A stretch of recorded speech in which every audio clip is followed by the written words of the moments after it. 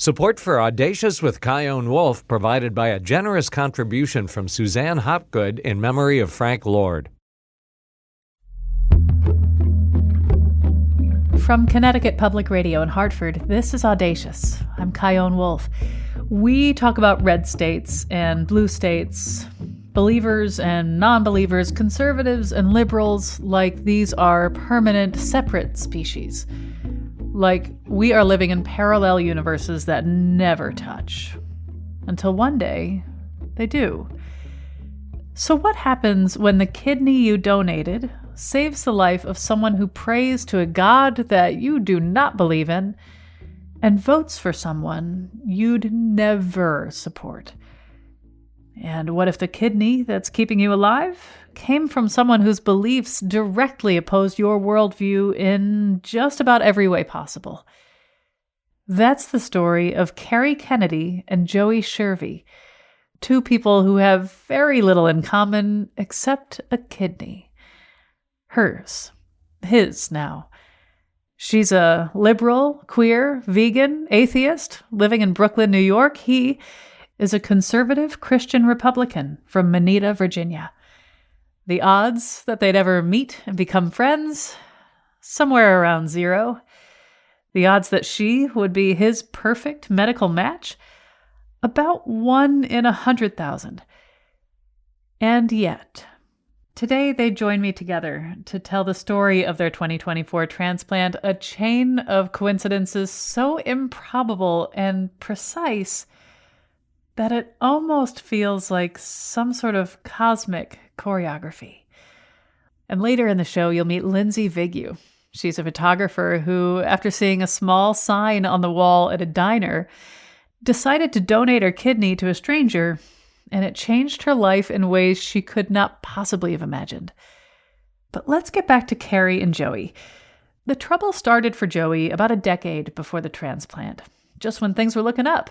He became a high school graduate. He was super athletic and fit. He loved to swim and play golf and basketball, and he decides he'd like to enlist in the Marines. But after they run him through a bunch of tests, they sent me a letter denying me service because they found excess protein in my urine, which is actually something to cause a little worry on. But everything was going fine. I got my associates in HVAC, blue collar worker, and I got to work at a company for about 2 or 3 years, and I got sick. This is in 2022. I got into a severe coughing fit. My blood pressure when I went to the doctor was incredibly high. We were talking 170 over 120, 110. And so my doctor wanted me to take a blood test to see what was going on. The next day, he tells me that it looks like your kidneys are failing, and it's looking bad.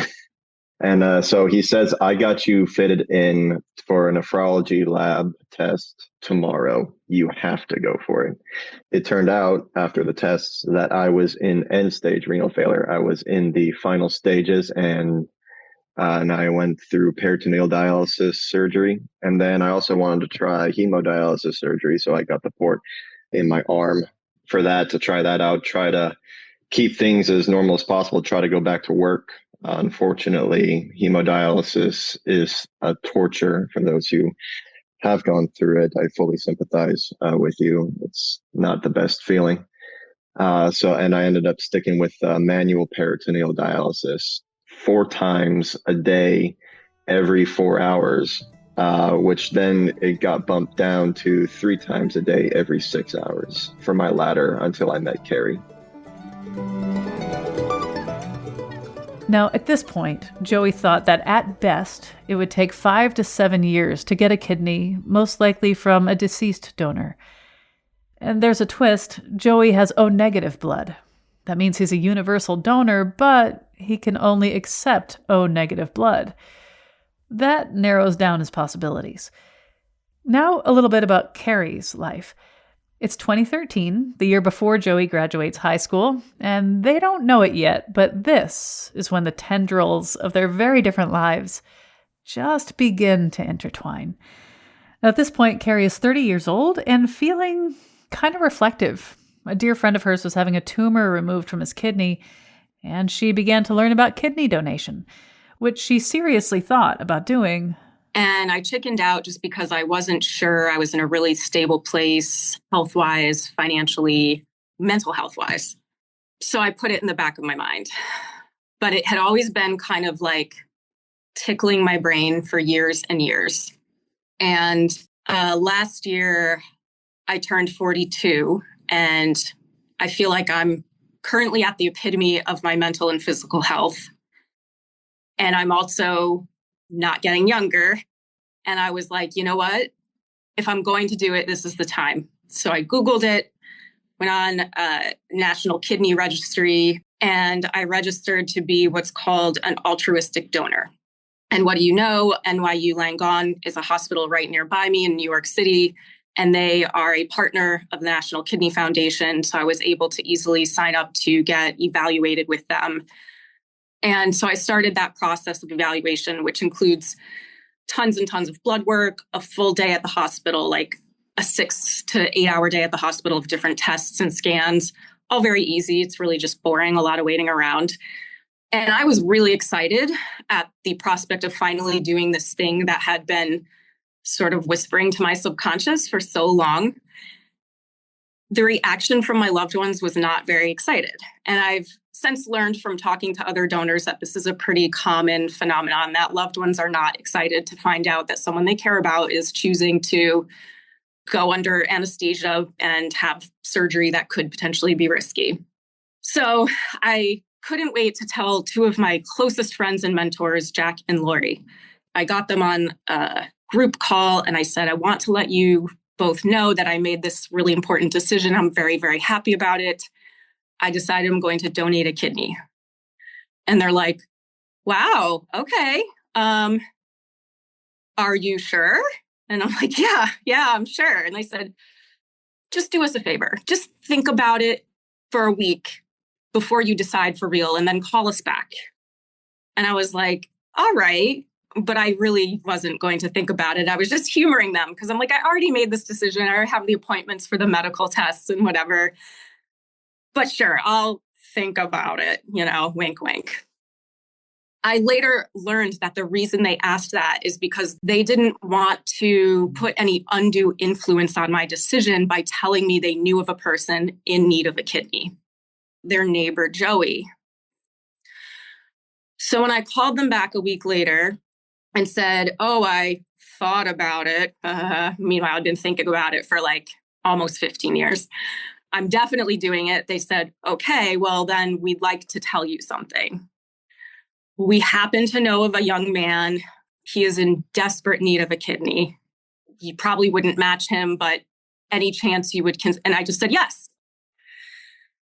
So I think if anything good can come from Joey and me doing this episode, I want people to know things that I never knew about kidney donation. One, if you have a loved one who needs a kidney and you're not a match, you can still ensure they get a kidney. There's a kidney exchange program, and that's what I said I would do for Joey. I donate a kidney through the National Kidney Registry. In exchange, they prioritize my loved one to find them a match. It would accelerate Joey's race to find a kidney by years. He would go from waiting 5 to 7 years to maybe waiting a year. In addition, for me being an altruistic donor, I can name 5 loved ones who would be prioritized in the same way in the future if one of them should ever be in need of a kidney. And the kidney registry has something called a donor shield, meaning they will reimburse the donor for every expense related to the donation, including travel to the hospital for every test, including my caregiver's travel, including unpaid time off of work. This means they encourage you not to take FMLA because they want you to reserve that if you have a different medical emergency. So I took unpaid time off of work and they reimbursed me for all of that. The person who traveled from Connecticut to take care of me, they paid for his rental car, his night in the hotel while I was in the hospital. They paid for his food while he was on the road. They made it as easy as possible. So I was obviously going to do it anyway, but all of that made it much, much easier. And in doing this altruistically, I was excited to do a good thing, but now I got to experience the joy of seeing how it would change someone else's life.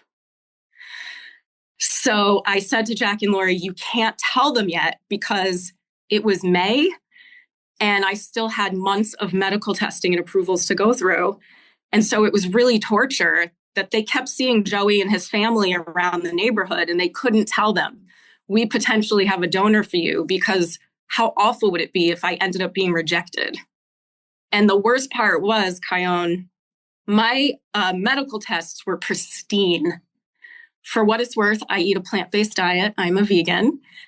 All of my blood work, my urine, my echocardiogram, my chest, everything was perfect. They were all like, oh my gosh, you're an ideal donor. My biggest concern was my psych evaluation because I have a history of chronic treatment-resistant depression. And that is a reason you can be rejected. They don't want to be liable if after donation you have regrets or any kind of post-donation depression or anything like that. And that was the longest delay between when I had the psych evaluation and I got the call that I was approved. That was like 30 days of torture.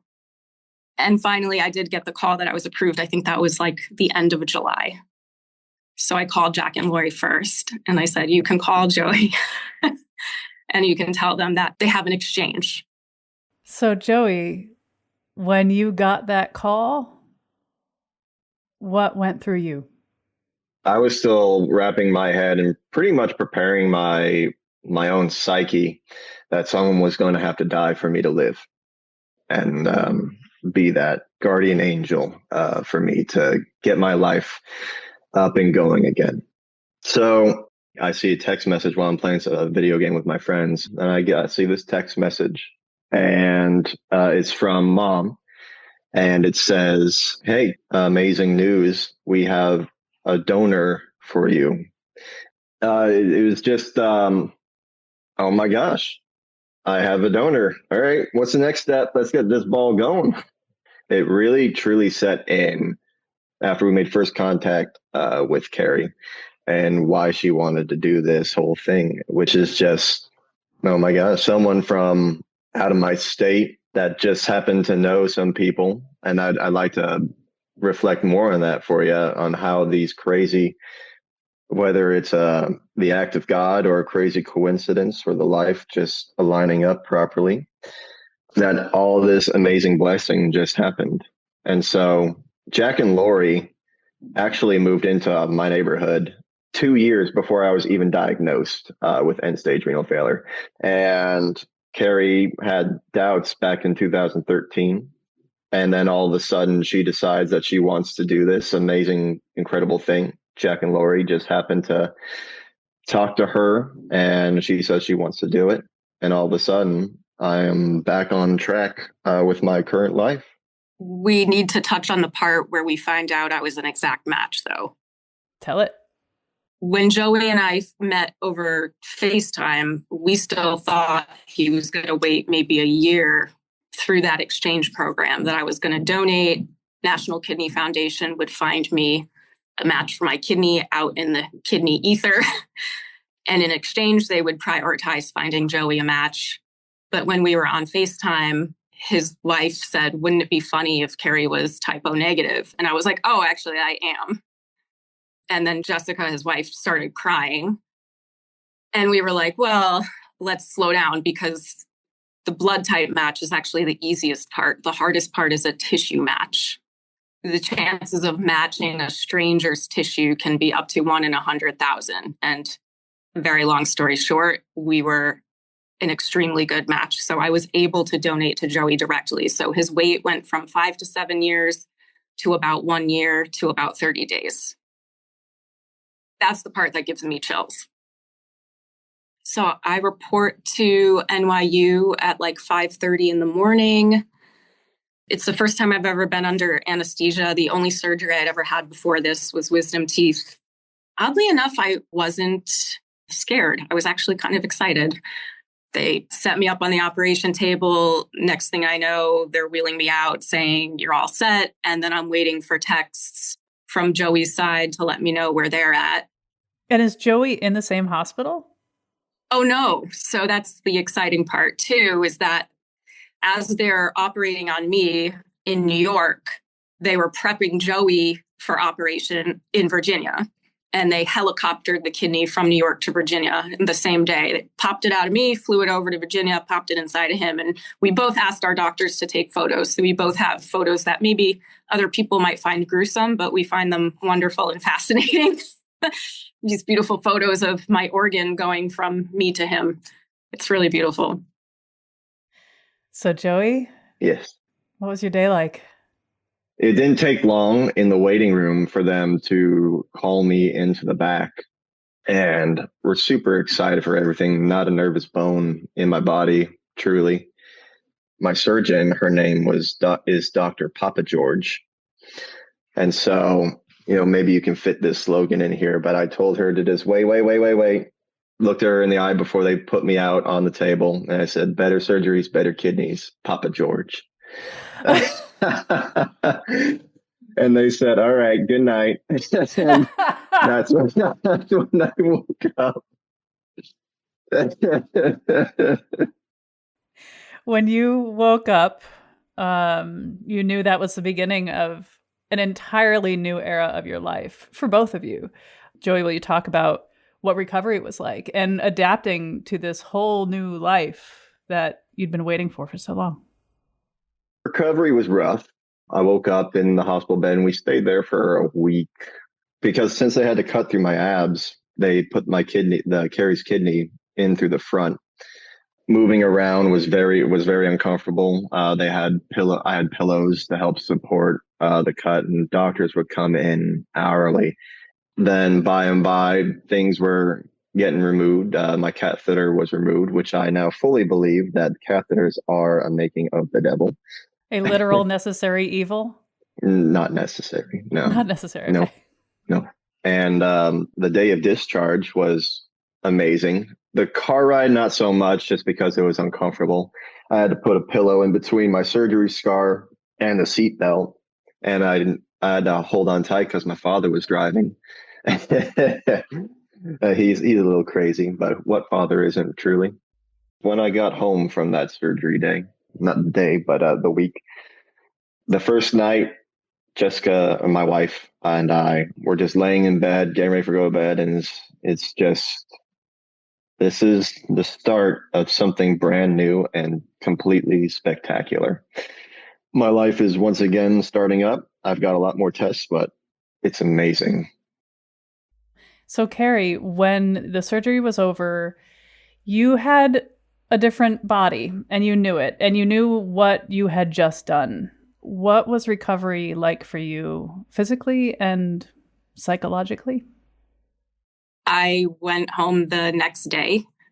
The most uncomfortable part was that they put a lot of gas inside your body to perform the surgery, and you have to walk around to get the gas to move out of your body. And that is literally the most uncomfortable part.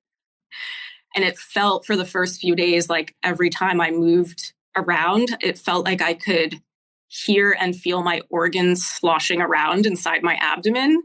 Like I'm imagining that there's this extra space in my abdomen and that my organs are just like, I'm sure a lot of it was psychosomatic, but that was what I pictured in my head. But other than that discomfort, pretty uneventful.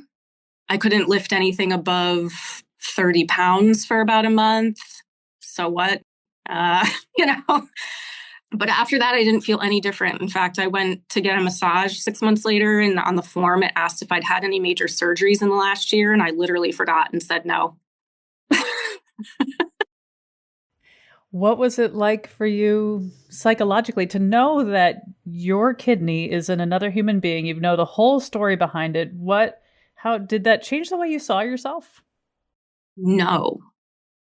I guess it changed the way I saw other people a little bit. What do you mean? A lot of people said, what if you give your kidney to a person and they abuse their body and it fails? And I said, well, when I didn't know Joey, I was like, I'll never know that. That's the benefit of donating anonymously. I'll never know what happens to the kidney, and it's none of my business. It's kind of like, I believe if I give money to a person on the street, it's none of my business what they do with it, right? I'm giving it to them. And then people said, well, what if you give your kidney to a person who has the opposite political beliefs as you? And I said, well, I don't think a person deserves to suffer on dialysis because they voted for a different person than I do, as much as it will be hard for my heart. It doesn't change my mind. And it's not something Joey and I really address, but I know that we have very different beliefs. So what? People have said to me like, wow, it's really a shame your kidney didn't go to someone who's just like more aligned with you and your values. And I'm like, no, I'm kind of grateful that, number one, I get to know the person because I get to share in the joy that I see in Joey and his wife and his parents. And number two, I think it would be like too neat and perfect and tied up in a nice little bow if my kidney went to someone who was just like me. It's almost like, what's the point of that? Like, in terms of growth and being challenged and growing as a person.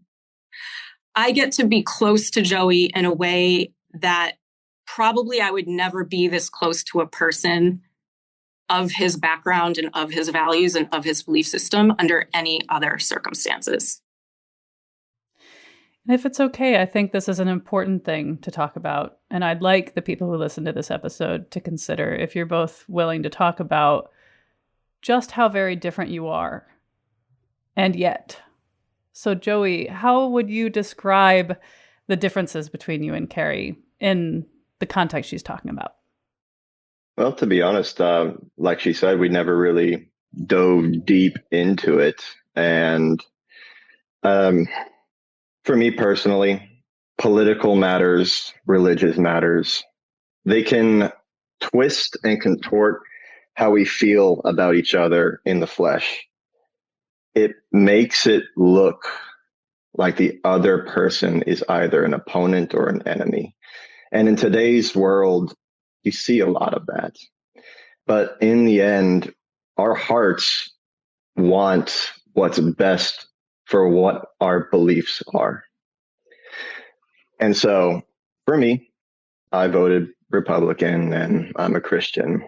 I guess you could say I'm a cliche. But I will never shut someone out who needs help. And that was part of my self-reflection in these years of dialysis and recovery, is that we should also be accepting the other side and combining our ideas and to make each other stronger. Yeah, talk about combining. That's literally what you've done. Kerry, how would you describe yourself in the same context as Joey did? It's really easy to see a person who votes for an administration that I feel actively works against my human rights as a person who doesn't care about me as a human in the abstract. But Joey's not an abstract. He's a very sweet, loving, good-hearted young man. And the first time we met in person was actually like maybe a month before surgery. I had already planned a trip to visit Jack and Lori. So we all got together. And I think, Joey, you said something about you wanted to tell me about how you got into Bible study after you got sick. And you said something like, I apologize about talking about God or whatever. And I'm like, I'm not offended if you talk about God. I'm only offended if you make me want to talk about God, and we're very understanding of each other in that way. And, he wrote me a beautiful card. We celebrated our 1-year surgery anniversary last week. And he said, I understand you're not a woman of faith, but I thank God for this gift and such and such. And I said to him, I'm not a woman of faith, but I wouldn't want you to change who you are to accommodate that. Like, I love you and appreciate you as you are.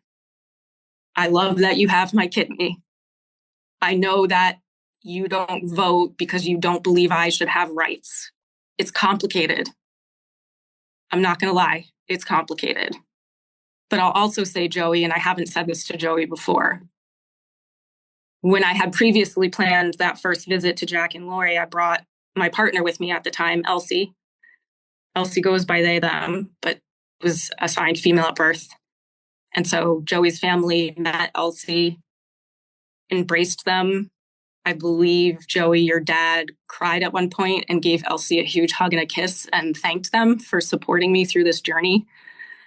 And a lot of people might assume that West Virginia Republicans who were Christian, who voted Republican, would automatically ostracize and hate people like us. And that was the opposite experience that we had. So it's just a lot less black and white, and it's a lot more difficult for me to feel the things that I used to feel in a good way. That was Kerry Kennedy.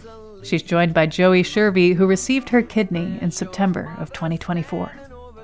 When we get back, hear more about how their relationship has grown. We are pretty close to polar opposites coming together, and still wanting the best for each other is definitely probably the freshest breath of fresh air that we could probably have in this world right now.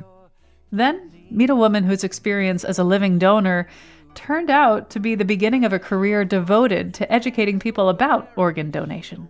I see with our donor families, oftentimes that they know that their loved ones goes on in others is a huge part of their healing process and their grief, knowing that they continue on.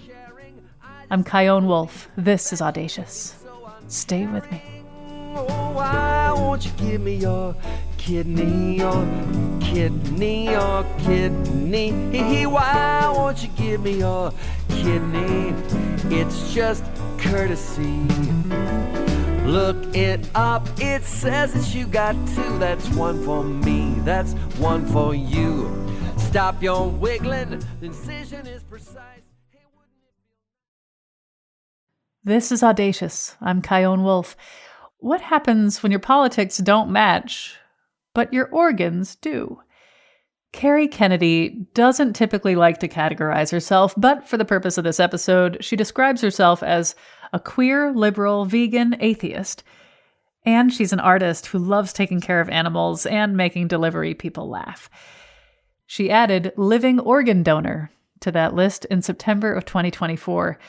That's when her left kidney was removed, and she says she remembers that it was her left one because it, quote, left her body. Also, she is politically on the left. That kidney was then flown from New York City to Joey Shervey, who was waiting with his wife and family in a Virginia hospital. Joey describes himself as a conservative Christian Republican who also loves airsoft guns, meticulously painting miniature figurines, and playing Dungeons and Dragons with his friends. Let's get back to our conversation. How would you say this experience for both of you has muddied the waters in terms of how you see us and them? I knew this before, but I never viscerally experienced it in person in the way that I have since connecting with Joey and his family in this way. What I knew before and now feel and live is that there isn't us and there isn't them, but we all experience grief and sadness and trauma and hopelessness, and then all of the emotions on the other side of that spectrum. And to know that something I did gave Joey and his family hope, even for a moment. Like, even when we just knew that he was going to get a kidney through the exchange program, before we knew I was a match. I think, Joey, your dad told Jack and Lori that it was like the old Joey came back after you learned that.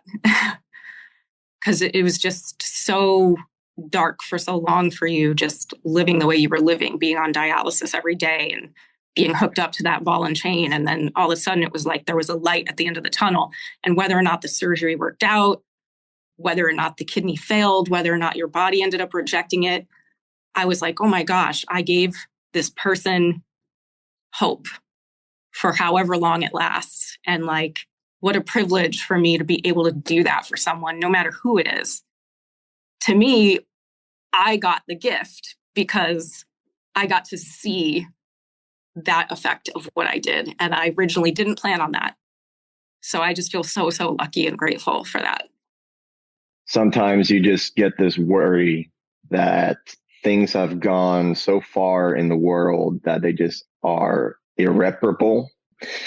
But with the experience that Kerry and I had, I mean, now that we've explained it with each other, we are pretty close to polar opposites coming together and actually having good conversations, to respecting each other's thoughts and opinions and still wanting the best for each other is definitely probably the freshest breath of fresh air that we could probably have in this world right now. And maybe we can even take it a step further and just continue on with the trend. Maybe even be a little sister podcast or something. But just to debate and combine ideas, what we have with each other. And it's just so great to actually talk with someone and feel comfortable is the big thing. Joey, you believe in God. And Kerry, I'm not sure what your beliefs are. I guess I could ask you, what are your beliefs when it comes to God? I would say I'm most closely aligned with atheism. I feel I don't know what I don't know. But as far as my life goes, I have not yet encountered any evidence that indicates to me that there is a God as people have described it to me. Got it. Now, that doesn't exclude you from this last question. So I'd love both of your perspectives on this. But I'll start with Joey. I'm getting the sense that you see a big picture that includes God's touch or touches in this.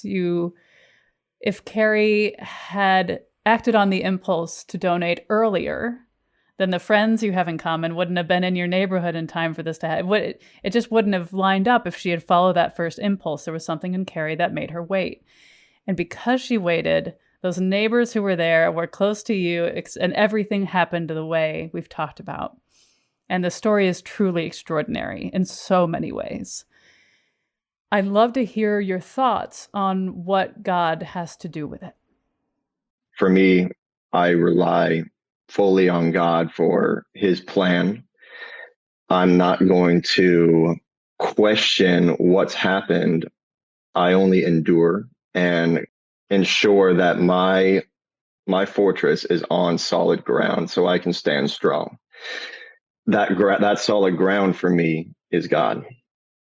Through the 3 years now of self-reflection, meditation, and Bible reading, it truly doesn't matter what a person truly is. All I want to focus on is their heart.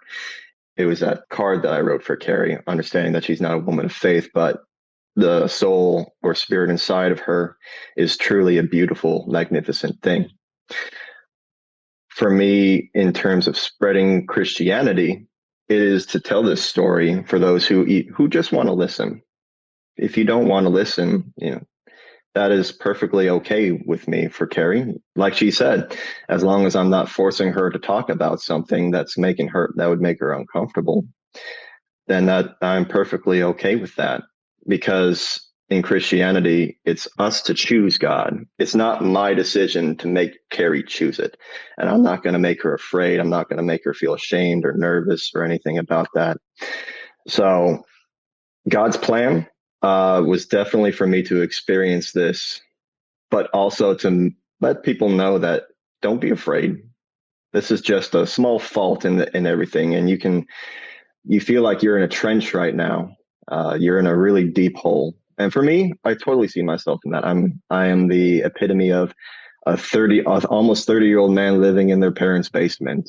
A lot of people would call that shame, that I'm not making anything more of myself as of right now. But as I dug deeper down, I found that bedrock, being able to spring from that through faith and choosing God, I'm going to have a really cool basement first, and then I'm going to build my fortress up with that. Kerry, you don't need to believe in God to see the significance of what you've been through and the truly remarkable stories. I'd love to hear just your big picture thoughts on all this. I don't know what I don't know. I think there's a level of quantum physics well beyond my understanding. Are there energies at play that orchestrated this in such a way so that it was quote unquote planned? Maybe. I don't know. I kind of choose to experience it in whatever way feels the most joyous to me. So I currently choose to believe that the universe, however you define that, wanted this to happen for some reason, because for me, it's fun to believe that right now. Will I believe that in a year, 10 years? I don't know. But I get some joy out of feeling that way. So that's how I'm going to go with it. And Kerry, if you don't mind me saying something real quick, we could have some really fun science talks, because I still love talking about physics and science and astronomy and stuff. Awesome. Well, before I let you go, is there anything that y'all want to say to each other that maybe you haven't before? Thanks, Joey, for letting me into your life, because I had no expectations that the recipient, known or unknown, would do so. And you didn't have to. So thank you. Kerry, I loved that you wanted to meet us and not just be some random donor. I'm glad that you're definitely confident and comfortable that I will not abuse the gift that you have given me. To have you be considered as pretty much a full-blooded sister is crazy.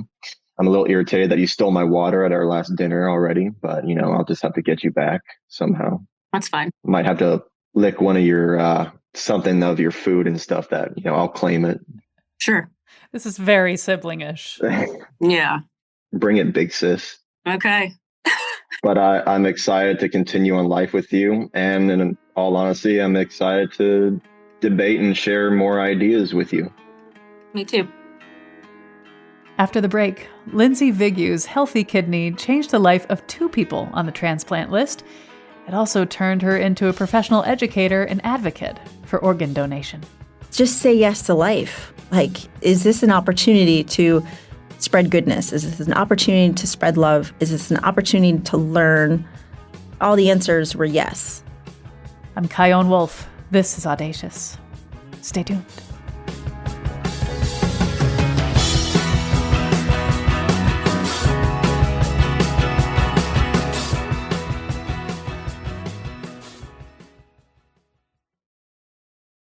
This is Audacious. I'm Kyone Wolf, and we're hearing stories about unexpected gifts that come after donating a kidney.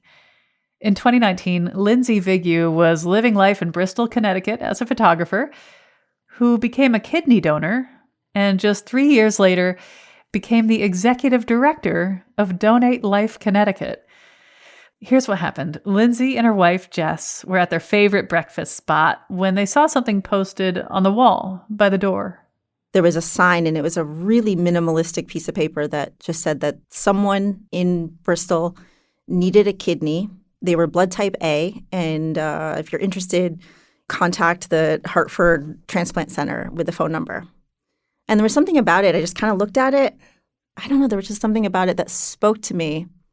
And I looked at Jess, and I was like, I don't know. I think I could do something like that. Maybe I want to do something like that. But then I kind of let it go. I didn't have any of the education. I didn't know much about it, and so fear sets in. I guess that's what happens, right? When you don't really know about something, you just have some reservations about it.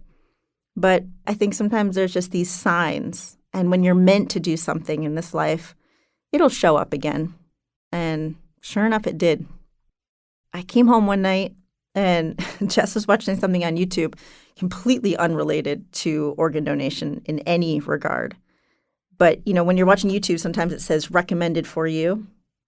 I sat down next to her and it said, recommended for you, the truth about living kidney donation. And I was like, what is this? And sure enough, it was a TED Talk by Dan Drew, who was the former mayor of Middletown, Connecticut. The idea that you could contribute a piece of yourself to someone else so that they could be there for their kids at their wedding, so that they could be there when their kids go away to college, so that they could live a happy and fulfilling life, was an incredibly satisfying experience, and one that was extraordinarily worthwhile, and one that doesn't necessarily match up with the misconceptions that are out there about organ donation. And that was the inspiration for me to go back to the diner, take down the transplant number, and make that first phone call. So when you went through all the testing and you were totally approved to do this and it was time for surgery, what was going through you? I felt completely open and ready. And it was interesting because, so the man in my hometown, we actually were a perfect match. Pete, my buddy Pete. But they found out that he needed open heart surgery before he could receive his kidney transplant. So at the time, because I had only been a photographer, I really had like a slower season during the winter season. So I had asked, could we do the surgery closer to the end of the year in the wintertime? And they said, well, he probably won't be ready until spring or summer. And so they said, well, here's an option, though. You could do the exchange program.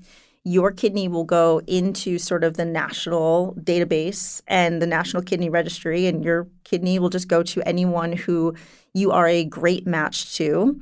And what you do is you get this voucher, and it will bump him up to the top of the transplant list. And so December 4th of 2019, I went into surgery, and my left kidney went to an 18-year-old in Brooklyn, New York. His name is Cameron. And it was great. Like, I got a letter from him and his mom maybe a couple months after surgery, and it was just the kindest thing. I actually keep it at my bedside table. His mom, Monique, she sent me a picture of him on Mother's Day, which was really, really sweet, especially because I've never given birth in this life. But this was such a unique way for me to take something that had grown inside of me and give new life outside of my body. And so to get that picture on Mother's Day meant so much to me. And Pete received his kidney from a man in Michigan in, I believe it was June of 2020. How did you go from donating a kidney to becoming the executive director of Donate Life Connecticut? Because that is wild.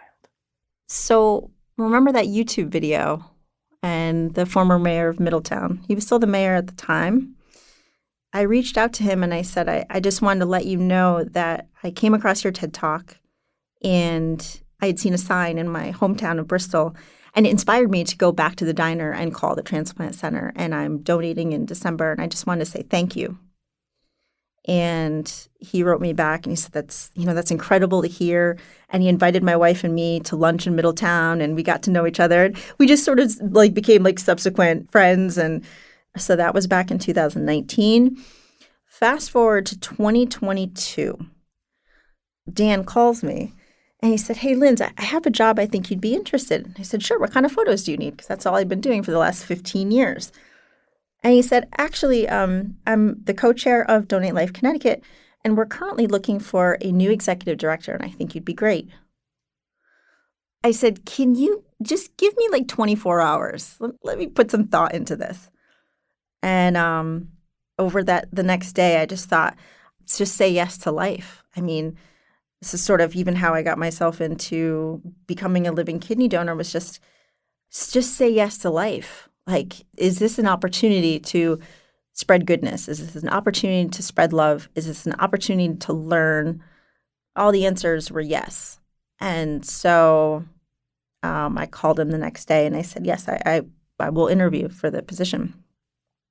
And it has this one decision I made in 2019 to become a living kidney donor has transformed my life in the most beautiful of ways. When you think about people who are hearing this conversation, what sort of things do you, as the executive director of Donate Life Connecticut, hope they take away from it? From a personal standpoint, I always think that this mission is about love, What else is this life if we aren't giving love? In this realm of transplant and organ donation, there's two ways. One is to become a registered donor on your driver's license. If you're an iPhone user, you can sign up right on the health app within your iPhone, which is great. Android will be having that feature soon as well. There are still a lot of myths and misconceptions, and there's been a lot that has been in the media that's been swaying perspectives, and people, I get emails of people wanting to come off the transplant list. I have no access to the list, but I tell them where to go to take themselves off.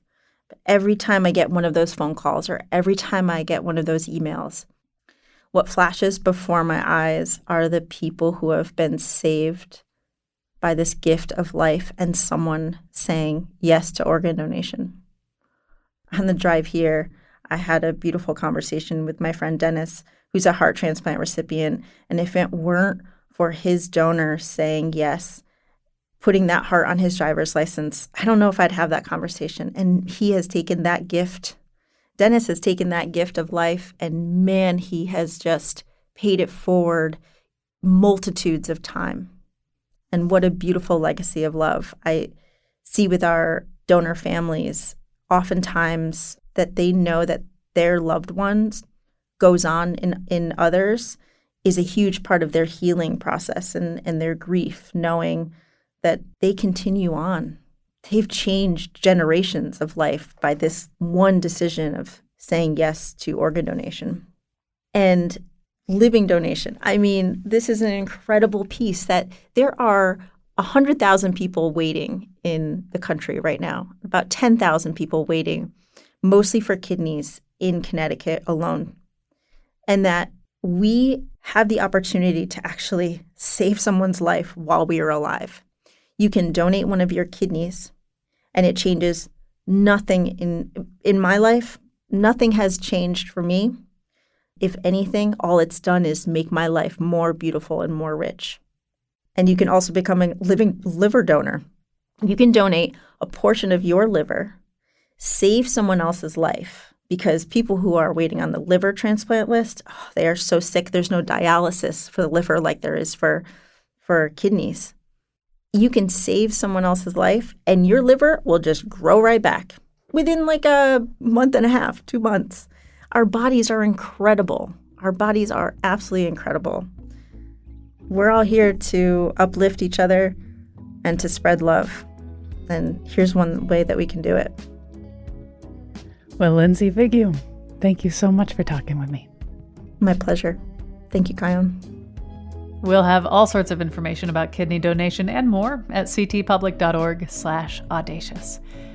This show is always lovingly produced by Jessica Severin DeMartinez, Meg Fitzgerald, and Robin Doyon-Aitken at Connecticut Public Radio in Hartford. We have another episode you might like featuring Robert Chelsea. He was the first African-American full-face transplant recipient. This transplant is another reason for me to rejoice and be grateful. And we talk with Dr. Clive Callender, who's a professor of surgery at Howard University College of Medicine, and he's the founder of MOTEP, the National Minority Organ Tissue Transplant Education Program. You can hear him at ctpublic.org/audacious and subscribe wherever you get your podcasts. Stay in touch with me on the socials at Kion Wolf. You can always send an email to audacious@ctpublic.org. Peace.